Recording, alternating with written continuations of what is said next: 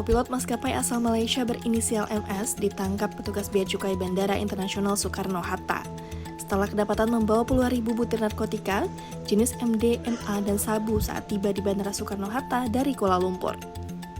Dari pemeriksaan, petugas menemukan 70.114 butir narkotika jenis MDMA dengan berat neto 25 kg serta 4 gram sabu.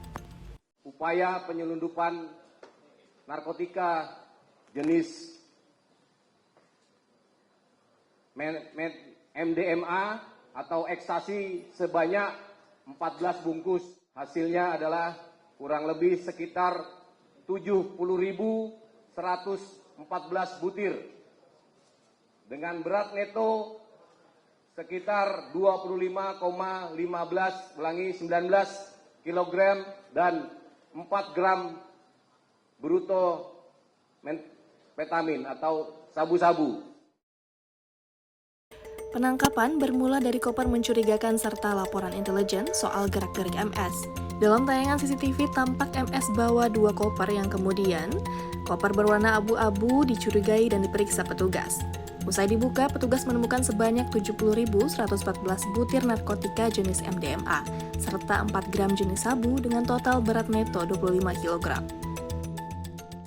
Jadi ini satu kasus yang sangat unik dan kami pun istilahnya karena cukup surprise ya, karena ternyata sindikat sudah bisa sampai menggalang pilot. Itu yang terjadi. Jadi ini ada pilot dari maskapai penerbangan asing menerbangkan pesawat dari Kuala Lumpur ke Soekarno-Hatta MH727, landing di Soekarno-Hatta. Kemudian pada saat kami lakukan pemeriksaan terhadap bagasi koper yang bersangkutan, ditemukan kecurigaan, kita periksa ternyata ada 14 bungkus ekstasi yang setelah dihitung pada saat pengembangan 70.114 butir, rekan-rekan. Kalau kilonya 25 kilo lebih. Jadi 26 kilo itu bruto, netonya 25 kilo lebih. Itu yang terjadi, kemudian sedang kita kembangkan kasusnya bersama teman-teman dari Bareskrim Polri. Seperti itu kurang lebih. Itu disimpan di mana, Pak? Apa? Disimpan di mana sama di? 14 bungkus tadi itu disimpan di dalam koper kru yang bersangkutan. Jadi di klemteknya itu tersendiri, ada klemtek kru. Jadi pada saat dia check-in di Kuala Lumpur, berarti jalurnya berbeda dengan check-in penumpang. Karena di klemteknya disebutkan kru di situ, seperti itu.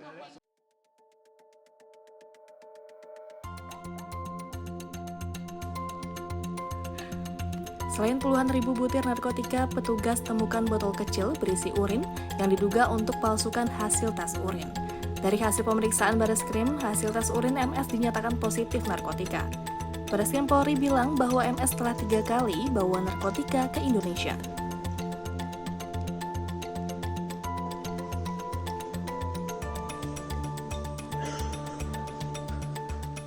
Fakta cek urinnya yang bersangkutan itu hasil urinnya mengandung 3 zat.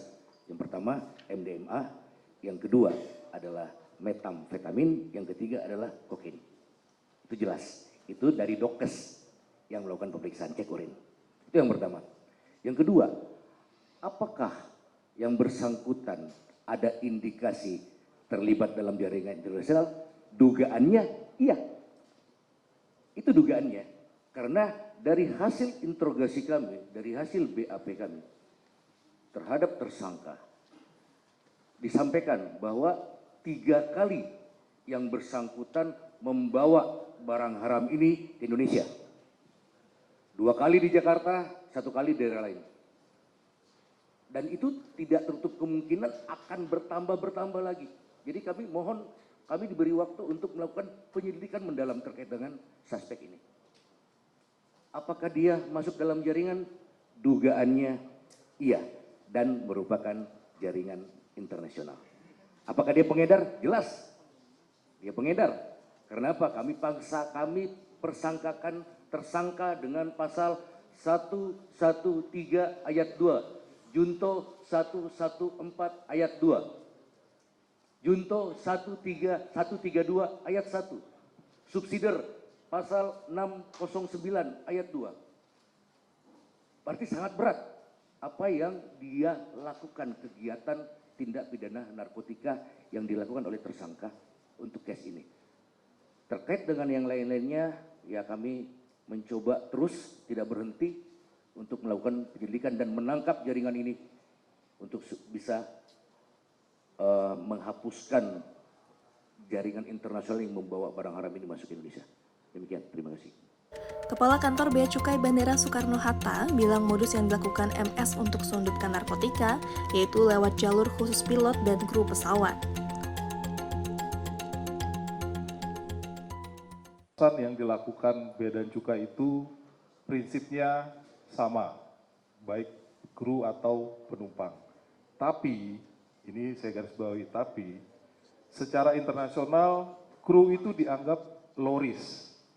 Ya, makanya selalu tidak hanya di Indonesia, hampir di semua airport gitu Pak ya, kru ada line-nya tersendiri, ada jalurnya tersendiri. Mereka diprioritaskan karena dianggap low risk, seperti itu. Dan ini juga yang berlaku di kita, karena kita mengikuti apa yang berlaku secara internasional.